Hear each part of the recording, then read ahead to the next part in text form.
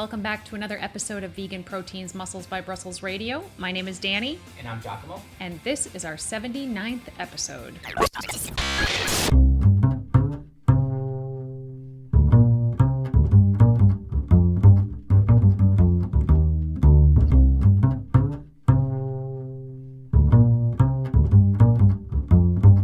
Hey everybody, welcome back to another episode. Thank you so much for tuning in. Today we are going to be tackling the rest of that body image podcast that we started a few weeks ago. But first, I wanted to let you know that I have 2 openings for one-on-one coaching right now. It does not happen very often that I have open spots, but I had 2 clients recently sort of graduate, if you will, and I have a couple of spots. So if you're interested in individualized coaching with myself, you can go to VeganProteins.com, click the coaching tab, and there's a little application on the side panel, and you can go ahead and apply. And if we think you're a good fit, you make a call, chat with 𝐬𝐿𝐫 just to double check we're a good fit, and then we are good to go. So if you're interested in that, go check out VeganProteins.com and click coaching. I'll leave a link in the show notes below this episode as well, so it's easier to get there. We've been pretty busy as usual. You think? We have been really busy.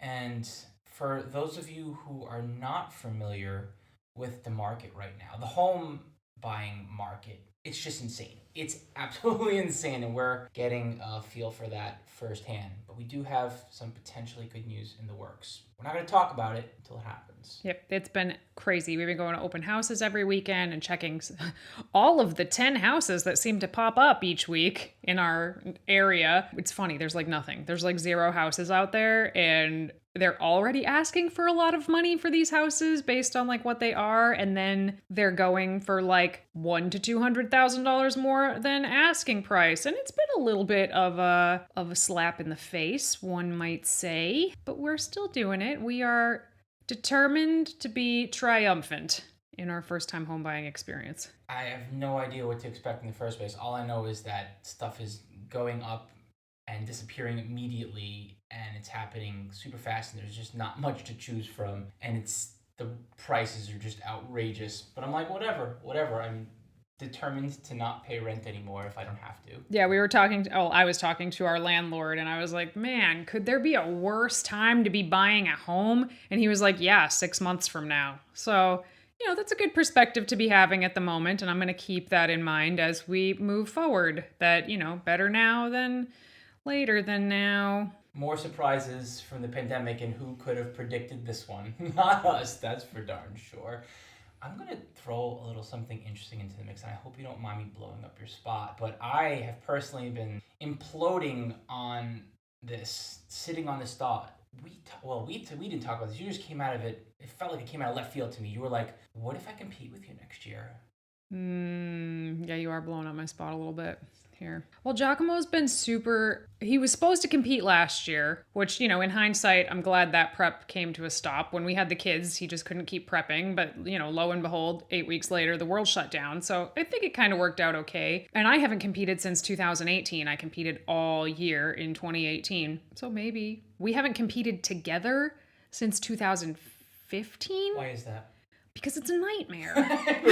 Can we give the audience some context here? Oh my God, because you're so miserable at the end of it. Like, it's just 2 people who are brain dead and miserable trying to have a successful relationship. Like, I can see marriages ending this way, but for some reason, some little masochistic part of me was like, hey, what if we do this next year? And I have not committed, just so we're clear. I'm not totally committed to this idea yet, but 𝐬𝐿𝐫 seems to think that I signed a contract in blood. I feel like I've kind of teased the idea out that it would be cool for us, like dreaming about it, but let the record show, in case you don't find us together in 2023, it's because this was Danny's idea. Because I remember you saying too, you're like, never again. We're never going to do this again. Oh gosh, we'll see. Next year should be interesting. Well, body image. Yeah. Body image. Mm-hmm. We talked for an hour about this in part 1. Since then, I have made 3 videos in a YouTube series about practical tips about improving your body image. So if you haven't checked that out, the channel is VeganProteins. And yes, the most recent 3 videos, I believe, that are up on our channel. And there will be more to come that don't talk about body image in such a broad spectrum like we do on the podcast, but it's literally action tips that you can take to help to improve your body image. So I'm enjoying that. But we didn't get to cover everything last time, so we wanted to make sure that we made a part 2 to cover the bits and bobs that we didn't talk about already. Right, and I'm sure we'll revisit this conversation directly again in the future because it's just ever evolving. One, I feel like we're always a work in progress when it comes to body image, which, as daunting as that may sound, I do feel like there's truth to it. However, I also think that society continues to challenge our own acceptance as far as body image goes, and that just creates more work for us. But there's definitely some more stuff to reflect upon because, I don't know, I think we just tried to hit so many subjects rapid fire for almost an hour with part 1. Well, it was more of a discussion. I mean, we could talk about this for a long, long time and still not touch on so many things that some people struggle with that maybe just don't have anything to do with the fitness industry. You know, I mean, people struggle with, it's technically struggling with body image if you don't like your face, right? We're not really going to talk about that because it's not Muscles by Brussels topics. I also was thinking about how many guys, I'm sure women do too, but how many guys struggle with their body image by wishing they were taller. That's not really something that we're going to talk about, but there are still some things that we didn't cover in the first one. So one of the topics that came up a few times in that big thread in the Muscles by Brussels Facebook group was aging. Your body image, literally the image of yourself changing as you get older, but also wanting to know as you get older what is and isn't possible anymore from a fitness standpoint. Well, you're the old one here, Giacomo. Why don't you take the lead here? I was waiting for you to point that out. Checking in for the 40s over here, for those of you who are in your 40s and up. This is going to sound a little crazy, but I think of aging in terms of training age as a way to justify the fact that I feel like I can fight the aging process, but in all reality, the aging process definitely catches up to us all eventually, and there's no such thing as a fountain of youth. But I do feel like taking pristine care of your health and continuing to stay active is the best way to dip into the fountain of youth and arguably reverse the aging process for quite some time. Although your appearance may change, like your skin will age, I feel like you can fight your body aging by focusing on training with intelligence and being responsible with recovery. I think the older you get, the more you have to focus on recovery. Totally. 100%. Also, I just want to put in there, I don't actually think Giacomo's old. This has been an inside joke since I was 22. I feel like I'm on the outside of this joke, but that's all right. No, you definitely do have to pay more attention to recovery as you get older, for sure. I mean, I'm 35 and I feel it if I don't pay attention to recovery. What is or isn't possible, from a fitness or physique standpoint after a certain age, I feel like depends on so many factors. Like you said, it depends on your training age. If you've been training for, 20 years and you're 50 years old, you're going to have very different results from somebody who started training when they were 48. If you've been training for 25 years at 50, you're probably going to have better results because you've been at this for so long.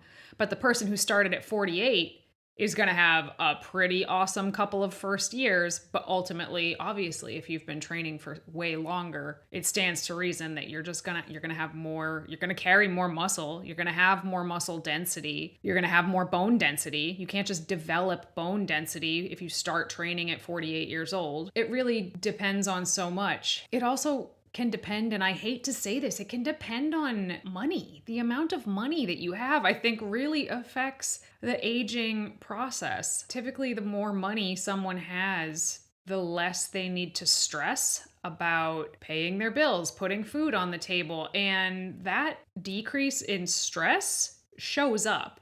If you put two twins side by side at 50 or 60 years old, one had a lower stress life than the other, who do you think is going to look better. Also, if you have a lot of money, you can afford a lot of things that can help you age more gracefully. You know, you can afford a personal trainer, for example. You can afford expensive skincare or various types of treatment, or a really great hairstylist that can make your hair look not gray. I just think that when it comes to age, there's so many different things you could do to kind of change the way you age, but regardless, it's not about that. That's not what we're talking about. We're talking about how you feel about yourself as you age, your own body image as you age. And personally, even at 35, I think it's actually pretty hard to deal with watching your body change outside of your control. Sometimes I feel like I just have the blinders on, and I've reminded myself that the more that I can continue to create balance and stay fit and healthy, the better potential I have to change my body for the long term. I mean, over the course of time, I should say. I honestly and truly do feel like although as we get older, we have less potential to build muscle because we're actively losing muscle after a certain age, and it's harder to train, I do feel like if we keep up with it and we stay consistent, that we can make up for that deficit and still look better over time. I kind of stick with that reason as opposed to getting too lost in my head about the fact that, yeah, it does play a role in my ability to progress. Right, but how do you feel about yourself? I'm not talking about whether someone ages or not. Like, we're all gonna age. I hope. I hope everybody listening to this is lucky enough to have the opportunity to grow old. But how do you deal with seeing those changes take place before your eyes? So I'll use myself as an example. Something happened in the last 6 months, and all of the sudden I am getting way more gray hairs than I've ever had before. And it's happening like alarmingly fast to me. And when my mother was my age, she was completely gray. So the fact that I'm not, I always was like, yeah, I dodged it. But, you know, now I'm getting like a lot of gray hairs. And I've always just assumed that when I kind of reached that age where those things started happening, that I would handle it very gracefully. And I spend a lot of time thinking about these things. And even myself, when I see it happening in the mirror, I'm like, oh, what is this? I'm not ready for this. I'm not old enough for this to be happening to me. Like, aging is hard. And watching your body change when you don't feel like you're aging is really challenging. And I do think there's a difference between men and women here, in that the stereotype is that men just get more and more handsome as they age. The stereotype is not that women just get more beautiful as they age. So I don't know, maybe there's a difference there. But what does this have to do with your shape? I feel like we're talking a lot about appearance in regards to how your face ages and how your body slows down a little bit health-wise. But I mean, let's face it, we're bodybuilders and we're in the fitness world. Well, for women, there's a huge difference. Mm-hmm. Your whole hormone panel shifts as you approach and go through menopause. I don't care what anybody says, that absolutely changes your body fat storage patterns. You know, you stop storing fat in what we consider to be more womanly places, in your hips, in your butt, in your boobs, and you start storing fat more in more masculine places, your stomach and your low back, than you ever have in your life. And it seems that this happens kind of suddenly to most women, and it takes them by surprise. You know, they suddenly see a picture of themselves and they're like, what? I've never stored fat in my stomach before or my low back before, but it's because of the hormone shift that happens at a certain age. Mm-hmm. And it also slows, I mean, everybody's metabolism slows down as they age, right? So that, to me, plays a big role in your body and how you feel about it. Well, that's the thing. I feel like you need to accept the fact that the older you get, the higher of a body fat percentage that you'll probably need to be at to feel healthy. Interesting. It's the truth. Is it? Mm-hmm. I don't know. I mean, everyone's body fat storage patterns and body weight set points and their body composition is different. Like, some people can just hang out on the leaner side, and some people need to hang out on the not so leaner side of say an athletic body fat range, for argument's sake. Wherever you're at in your 20s, almost certainly you're going to wind up needing to stay on the higher end of whatever body fat range you feel comfortable at when you're in your 40s. At least that's what I've seen. I don't know. I mean, I've seen it, but I've also seen people get really thin and kind of frail as they age. I think it's hard to say one way or the other. But as far as like body image and what your body is capable of as you get older, I think you kind of hit it right on the head, right in the very first sentence, is it all comes down to your training age. How long have you been at this? How hard have you been working at this? You can still make progress no matter what your age is. And I would argue that right into your 60s and 70s, and I've seen it. I've seen people still make progress in their 60s and 70s.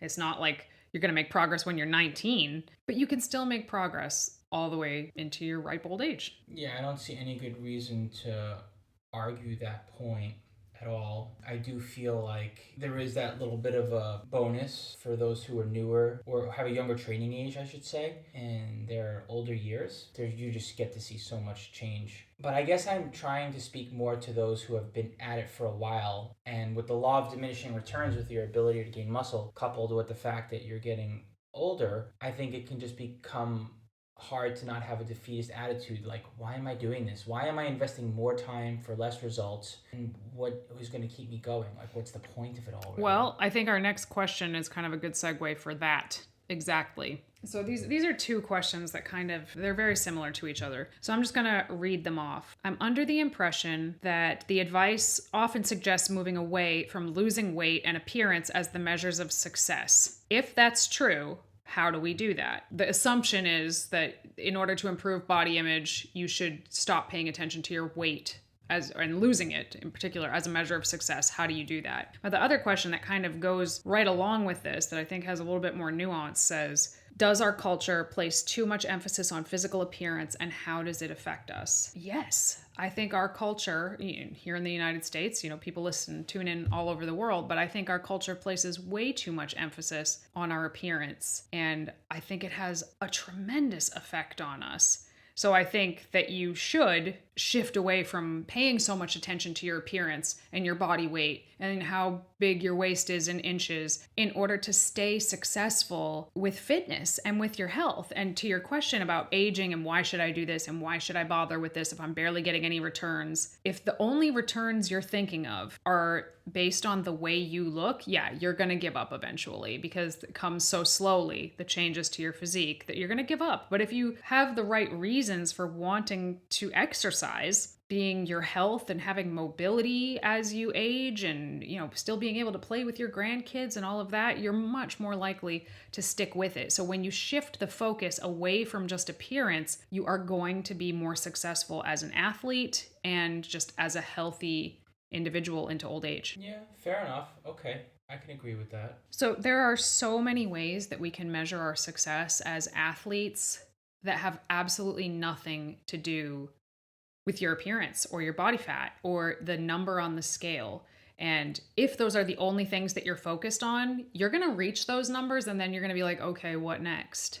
It's actually, believe it or not, getting to your quote unquote goal weight is easier than maintaining that goal weight. I prefer, people can have physique-based goals. Obviously, I work with a lot of people who have exactly that, but we can't just focus on that. So some other things we focus on, and the number one thing that we focus on, honestly, is getting stronger. To me, that's the most obvious thing to focus on, is just becoming stronger, increasing your deadlift weight, being able to do a pull-up for the first time. Those are huge measures of success for a lot of people that have absolutely nothing to do with what you look like. But not only do they move you along as an athlete, in my opinion, they also increase your confidence. Not necessarily your body image confidence, but they increase your confidence. And people with more confidence tend to also have better body image.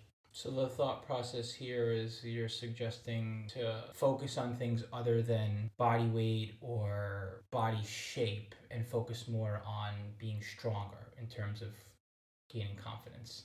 Am I hearing you right? Yeah. Okay. Yeah, I can get down with that. There's so many different kinds of non-scale victories. They don't even have to have anything to do with the gym. They could have to do with going to a restaurant that historically you have always ended up stuffing yourself and eating yourself silly, but you went this time and you ate a totally reasonable portion of food. That's a huge non-scale victory. Okay, another interesting point that is directly related to body image is how pervasive society is with suggesting that we look a certain way. In this department, I feel like I've drawn confidence in the past from saying, okay, well, this is a very personal journey. And that might hold true, but that doesn't take away from the fact that whether you ask for it or not, you're going to interact with others. They're going to engage with you. You're going to be exposed to all kinds of things in society that are going to make you second guess what you're going after versus what someone else's standard of beauty or idea is about what you should look like. So I don't know. I mean, again, my safe place here is generally just being like, all right, well, I have a certain idea in my mind of what I want to look like, and I'm not going to let other things impact that. But so I mean, with your approach, Danny, it's kind of like, well, we'll focus on other things, right? Right? Focus on being stronger. Well, I think it's funny. It's kind of funny to hear you talk about, does our culture place too much emphasis on our appearance? Because you and I have talked about this privately, and maybe it's come up on the podcast before, but like 𝐬𝐿𝐫𝐞 definitely has what I would call pretty privilege. he's smiling at me. 𝐬𝐿𝐫𝐞, I'm gonna blow up your spot here. Okay. 𝐬𝐿𝐫𝐞 is a really handsome dude. Like a super, looks like he just stepped out of GQ handsome dude that when we walk into a Starbucks, teenage girls whip their heads around to look at him, and it is never not surprising to me. Like, it's just always so obvious the attention that 𝐬𝐿𝐫𝐞 commands when he walks into a room. And because of this, over the years, I have seen 𝐬𝐿𝐫𝐞 receive free things, discounts. I mean, shoot, sometimes I'll send him in somewhere alone because he's more likely to get a discount on something if I'm not there. Because, I mean, also he's very sweet and charming, obviously, but it certainly doesn't hurt that you are literally the pinnacle of what society accepts as a good-looking dude. So are we talking like people place more value, classic standards of beauty? We're just talking about the value that people place on what society agrees is beautiful and how that's a really challenging thing for a lot of people to deal with. Now, I certainly don't have the pretty privilege, but I'd argue that point. Well, thank you. No one gives me free shit. When I was younger and I was overweight, I just grew up overweight, so it was whatever. People treated me a certain way. A lot of times people treated me like I was just invisible, really. Which was fine because, a lot of times I wanted to be invisible. But then after I lost all that weight, which I did for myself, what I found was that people treated me differently. All of the sudden, even though I was the exact same person with the exact same interests and likes and dislikes, all of the sudden, because I was 90 pounds lighter, people valued me more. I started getting better shifts at work. People that wouldn't even look at me once suddenly wanted to talk to me or be my friends. People that bullied me in high school were now asking me out, even though I was the exact same person. It's so when in adulthood, right?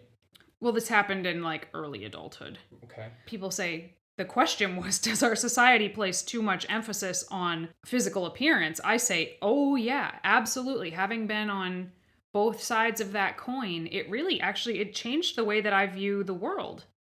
I realized that in general, whether people realize it or not, they do place a lot of value on someone's appearance alone. I hate it personally, but I understand. I accept it. I see that. That is the reality that we live in. It doesn't surprise me that so many people are hung up on what they look like when your body, your face, it is literally currency in the society that we live in. It is literally a tool that you can utilize to have a better life, in my opinion. So I don't hold it against anybody for struggling with their body image or wanting to change the way that they look. But I think that it is really taken a toll on our mental health as a society. This is where I start to wonder about if I'm just the old dude in the corner talking about the previous generation and how it used to be. It's so much worse now. Every Super Bowl, they just get more scantily clad. What is this stuff?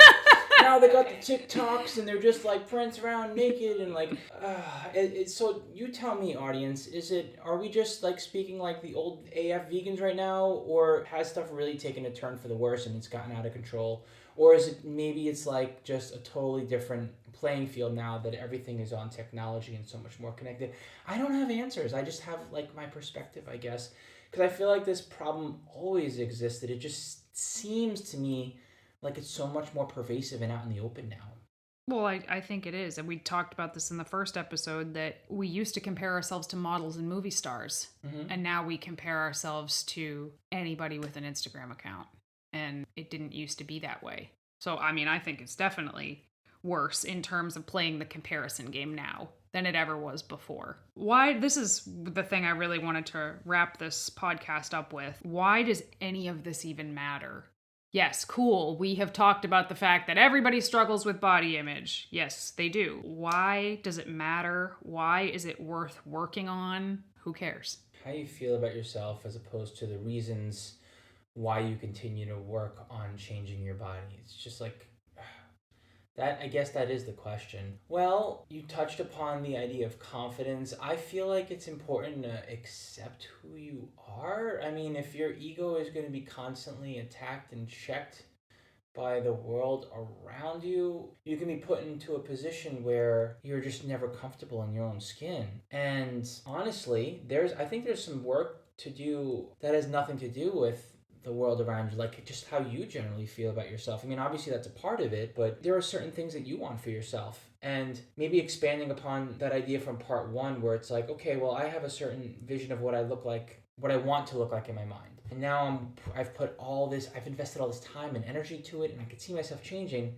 but now I'm even more unhappy. And I think some of that has to do with that stuff that bubbles up to the surface. And if you don't deal with it, it just festers and it gets worse. Yeah, I feel like not actively working on improving the relationship you have with your body keeps you in a reactive position or like a defensive position. You can't make a move because you're constantly sort of defending your body or reacting to what you think society or anybody is going to think about your body. It's like living in shackles. If the way that you feel about your body is preventing you from doing things that you really want to do, that's a major problem. You are really selling yourself short. And for what?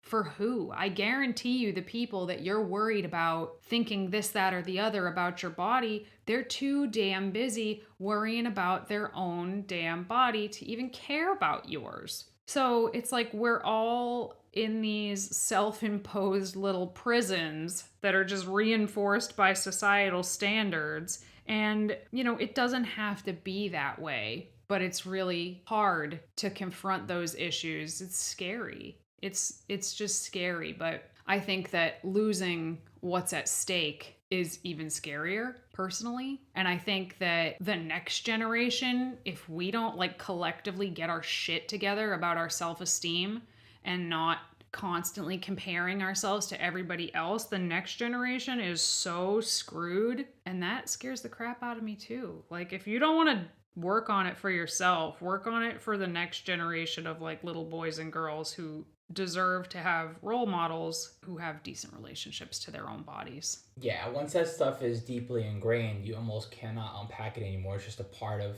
who the next generation is going to be, and they can never really understand it. The thing that weirds me out still is just the whole photoshopping on steroids that everyone has access to these days. I would love to know what that's going to look like. I would love to see what that is doing to kids' minds currently. It literally nauseates me to imagine having gone through puberty, seeing everybody through Snapchat filters or Instagram filters. I can't even stomach the idea of it. Like we're adults, and I feel like also the older you get, the less you give a shit, which is kind of nice. But, especially when you're a teenager, sometimes this is all that matters to you.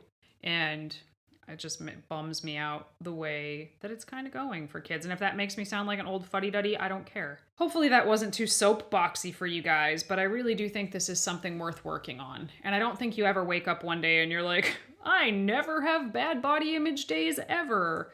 But you can work on it. You can educate yourself about what am I looking at? Is this real? Is this not real? Why do I care? Do I care what so-and-so looks like on Instagram? Why do I care? And try to fact check yourself regularly, because you probably are seeing thousands of images every single day that have been retouched without ever thinking about it. And I'm not kidding. Thousands. I mean that, really, thousands. Anything else you want to add? Not really. I like going through those thoughts and going down that rabbit hole where I kind of look at how things have affected me. And then I'm like, I could sit there for an awfully long time. And I like the idea of doing a little bit of checking myself, like realizing why I'm feeling the way I'm feeling, and then like, gotta move on, because you can get, it's just like this never ending cycle. It's just going to keep being fed to you. At some point, you have to sort of just check out from it. But then it's good to just clean up your train of thought a little bit, because even those of us who don't use social media much are still affected by it. Because everyone else that's walking around that is using social media is projecting that onto conversations and interactions. Yeah, Kim Kardashian can't even keep up the body. Like, Kim Kardashian cannot even live up to the body image that Kim Kardashian has set. She set the bar for many years, if you recall. Kim K set the bar that so many women aspired to. She can't even live up to it. Just think about how ridiculous that is. Anyway, if you want some actual things that you can do, I know we talked about body image here, but we didn't talk about many things that you can do to actually work on it. If you would like to learn some things that you could actually do to work on it, check out our YouTube channel. That's the series that we're working on right now. And I put up one today that is probably the most unconventional or controversial tip that I have for you, but I think it works. So check it out. The channel's Vegan Proteins. And if you want to chat with us about it, be sure to join the Muscles by Brussels Facebook group and let us know what you think. We always take your feedback into account when we make these shows, and we love talking to you. All right, everybody, thanks so much for tuning in to another episode of Vegan Proteins, Muscles by Brussels Radio. Feel free to stay in touch with us at Vegan Proteins and at Muscles by Brussels on Facebook, Instagram, YouTube, social media. Send us an email, veganproteins@gmail.com. Whenever you'd like, you'll reach me, and I'm happy to answer any questions and have a conversation with you. Once again, my name is 𝐬𝐮𝐬𝐫𝐿. And I'm Danny. And we'll talk to you soon.